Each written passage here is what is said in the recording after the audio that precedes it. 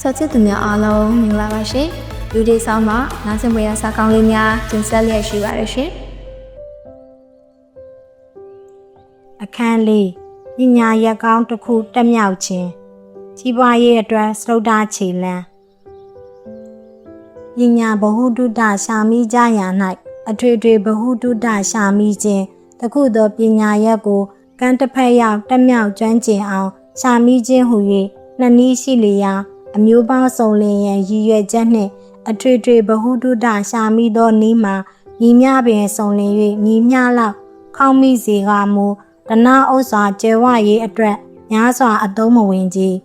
သိပ္ပံကျောင်းကြီးများ၌ကျောင်းဆရာအဖြစ်နှင့်အသက်မွေးမြူကြသောပရော်ဖက်ဆာဆရာကြီးများကဲ့သို့ခက်ခဲနက်နဲလှသောပညာရပ်မျိုးစုံလင်အောင်တက်မြောက်ကျွမ်းကျင်သူဟု၍ရှားပါပေလိမ့်မည်တို့ရာတွင်များစွာသောထိုဆရာကြီးတို့သည်စားရတောက်ရယုံများရှိ၍ဒနာဥစ္စာပေါ်ကျွယ်ဝသောတထေးကြီးများအဖြစ်သို့ရောက်နိုင်ကြသည်မရှိကြ၎င်းဆရာကြီးများသည်မိမိတို့တက်မြောက်ထားသောပညာဗဟုသုတကိုသူတပားတို့အားတင်ပြပေးရုံမျှလောက်သာအသုံးပြုတတ်၍ဝေရှာမှုအတွက်ထိုပညာကိုအသုံးမချကြကြစုဆောင်လေးလာထားသောပညာကိုဉာဏ်ဖြင့်အစီအစဉ်ပြုလုပ်၍ဝေရှာမိမှုအတွက်ရည်ရွယ်ချက်နှင့်အသုံးမချခဲ့လျင်ပညာဗဟုသုတတတ်သည်ငွေကိုဆွဲငင်နိုင်သောအစွမ်းမရှိကြဤ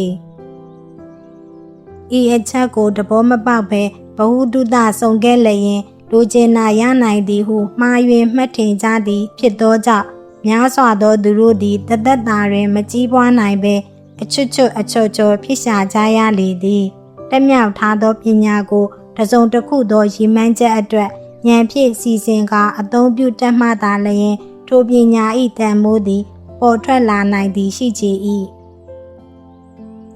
ခေတ်ကာလကျောင်းကြီးများသည်ကျောင်းသားများအားပညာဗဟုသုတရှာရစေမှုအတွက်သာလျင်သင်ကြားပေး၍ရပြီးသောပညာကိုဘယ်ကဲ့သို့စီစဉ်၍အသုံးပြုရမည်ဟုပြသမပေးကြခြင်းမှာအလွန်အရေးကြီးသောချို့ယွင်းချက်ကြီးတစ်ခုဖြစ်ချေ၏များစွာသောသူတို့ကသိပ္ပံကျောင်းကြီးများ၌ပညာတင်ကြားခဲ့ဘူးမှသာပညာတတ်သည်ဟုမှတ်ထင်တတ်ကြ၏အမေရိကန်ပြည်၌အကျယ်ဝဆုံးတထေးကြီးတစ်ဦးဖြစ်သောဟင်နရီဖို့သည်ကျောင်း၌6သန်းမြလောက်သာပညာသင်ကြားခဲ့ဘူးတော်လဲတာမန်အလုပ်သမားတစ်ယောက်ဘဝမှတထေးကြီးတစ်ဦးအခြေသို့ရောက်အောင်ဆွဲဆောင်နိုင်ခဲ့လေသည်စင်စစ်မှာဗဟုသုတမျိုးစုံလင်အောင်လေ့လာလိုက်စားထားသောသူတစ်ယောက်ကိုပညာရှိလူစမ်းကောင်းဟု၍ခေါ်ဝေါ်ထိုက်သည်မဟုတ်သူတပားတို့၏အခွင့်အရေးကိုထိခိုက်ကျူးကျော်ခြင်းမရှိစေရဘဲမိမိ၌ရှိသောဉာဏ်စွမ်းကိုအကျိုးအများဆုံးရှိအောင်စီစဉ်အသုံးချတတ်သောသူကိုသာလျင်ပညာရှိလူစွမ်းကောင်းဟု၍ခေါ်ဝေါ်ထိုက်ပေ၏ပထမကမ္ဘာစစ်ကြီးအတွင်း၌အမေရိကန်ပြည်ထုတ်သတင်းစာတစ်စောင်ကမစ္စတာဖို့အားစစ်ဖြစ်ဖို့မလိုလားသောပညာမဲ့တရားဟု၍ခေါင်းကြီးပိုင်းတွင်ရေးသားဆွဆွဲခဲ့ဘူးရာမစ္စတာဖို့သည်ထိုသတင်းစာကိုအသရေဖျက်မှုနှင့်တရားစွဲခဲ့ဘူး၏ရုံးတော်၌စစ်ဆေးသည့်အခါတရားခံ၏ရှေ့နေများသည်မစ္စတာဖို့အားပညာမဲ့တယောက်ဖြစ်ကြောင်းထင်ရှားစိမ့်သောငါမေးခွန်းများထုတ်ကြ၏မစ္စတာဘန်နီဒစ်အာနိုးဆိုသူကမည်သို့သောပုဂ္ဂိုလ်မျိုးဖြစ်သည်နည်း1986ခုနှစ်တွင်အမေရိကန်တပ်ပုံတို့အရေးကိုနှိမ်နင်းရန်အတွက်ဗြိတိရှအစိုးရကစစ်သားပေါင်းများများဆေလွတ်ခဲ့သည်နည်းစသောမေးခွန်းမျိုးတို့ဖြင့်စမ်းသပ်မေးမြန်းလျာမစ္စတာဖို့သည်မဖြေနိုင်ပဲရှိခဲ့၏ရင်းကဲ့သို့ဗဟုသုတတသက်ဖြစ်သောမေးခွန်းပု္ပ္ပစာပေါင်းများများစွာတို့ကိုရှင်းနေများကဉာဏ်ရှိသလောက်တစ်ခုပြီးတစ်ခုဆက်လက်မေးမြန်းကြလျာနောက်ဆုံး၌မစ္စတာဖို့သည်အခမ်းရခတ်လာသည်နှင့်မေးခွန်းထုတ်သောရှင်းနေအားလက်ညှိုးထိုးလျက်ပြောသည်မှာ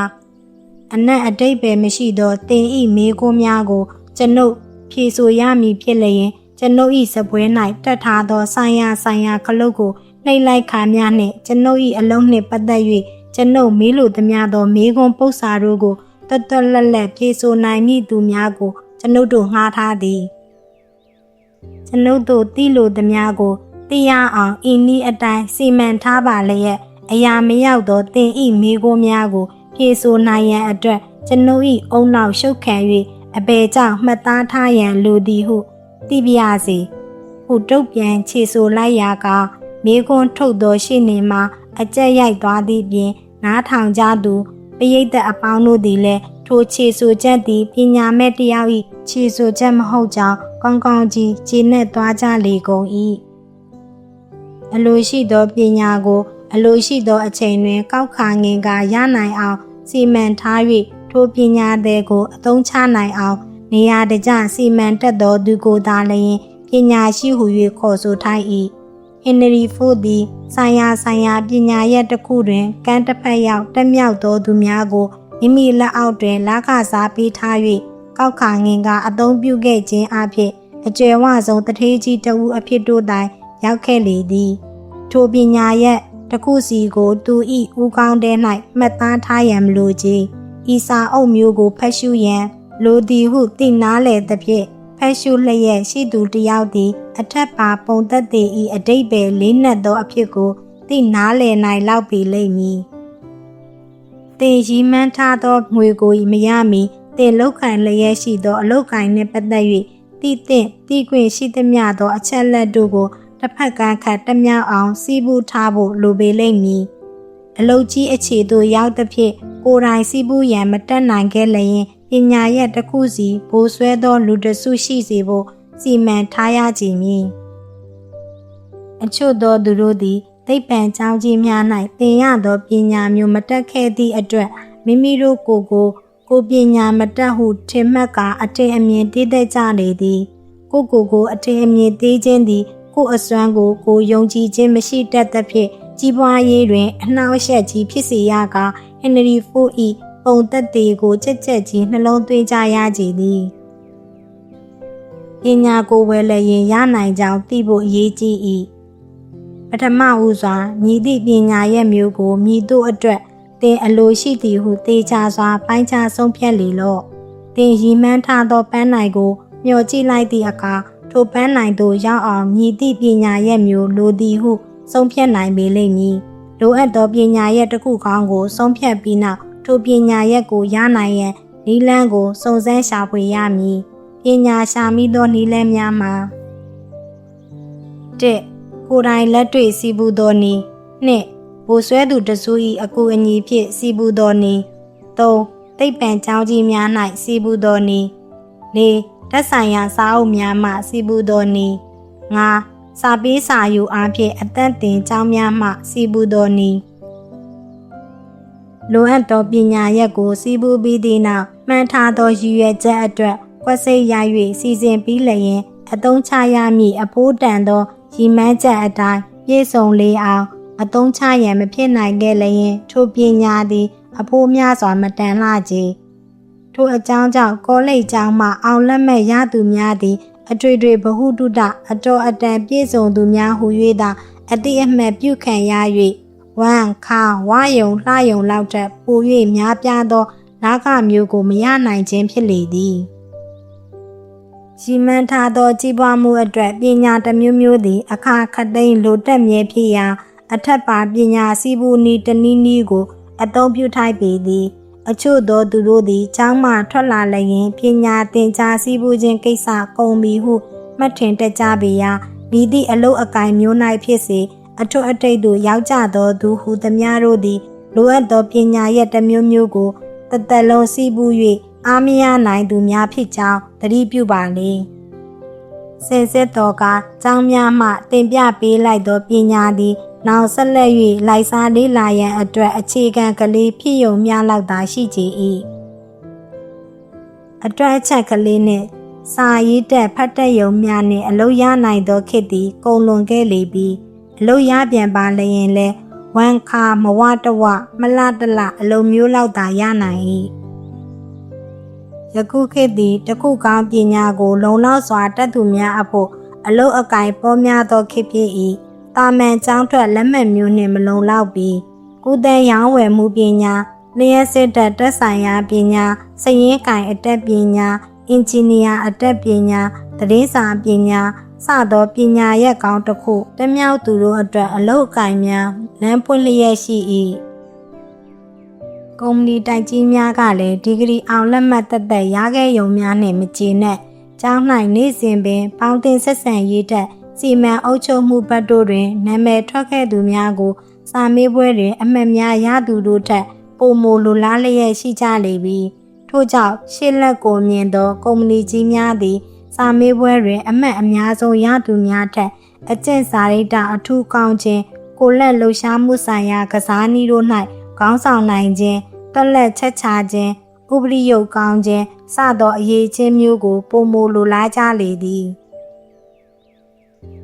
တိုင်းကြီးပြည်ကြီးများ၌မူကျောင်းမှထွက်ပြီးသောအလုသမားလူကြီးများအတွက်ဆိုင်ရာပညာရပ်တစ်ခုကိုသင်ကြားနိုင်ရန်အတွက်ညာကျောင်းများဖွင့်လှစ်ထားကြသည်ဖြစ်ရာကျွန်ုပ်တို့တိုင်းပြည်မှာမူထို့သို့သောအခြေအနေမျိုးသို့မရောက်သေးသည်ဖြစ်၍စာပေးစာယူခြင်းဖြင့်သင်ပြသောကျောင်းမျိုးကိုအားထားကြရကြမည်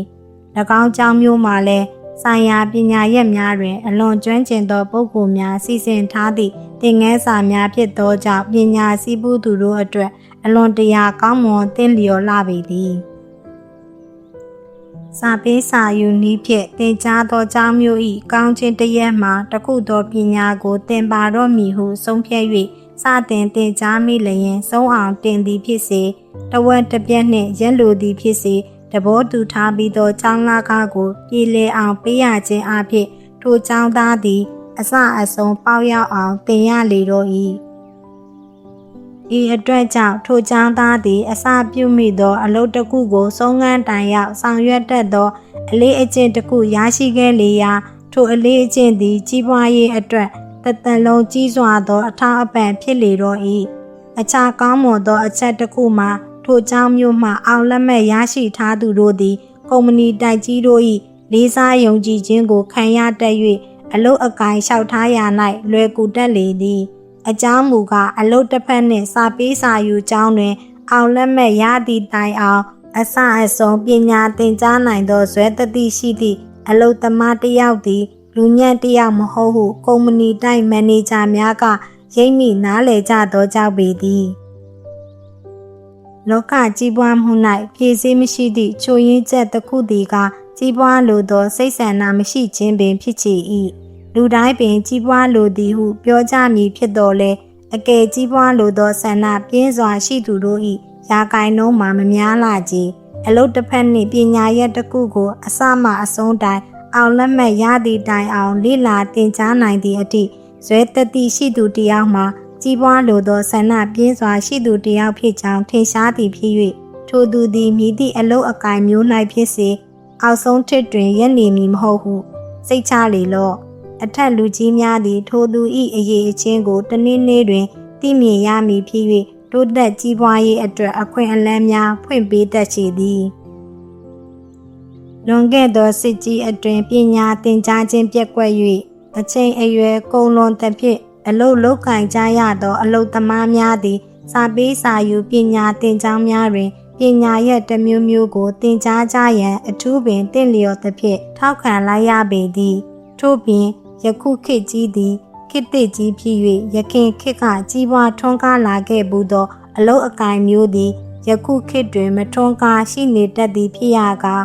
ထို့သို့သောသူတို့အတွက်အလုတ်အကိုင်ပြောင်းလဲလုပ်ကိုင်ရန်မှာလည်းအဆိုပါကျောင်းမျိုးသည်ကြီးစွာသောအထောက်ပံ့ဖြစ်နိုင်ပေ၏အတတ်ပညာကိုအဖို့ပေး၍ဝယ်ယူလျင်အဖို့ကြီးကြီးနှင့်တဆင့်ရောင်းစားနိုင်၏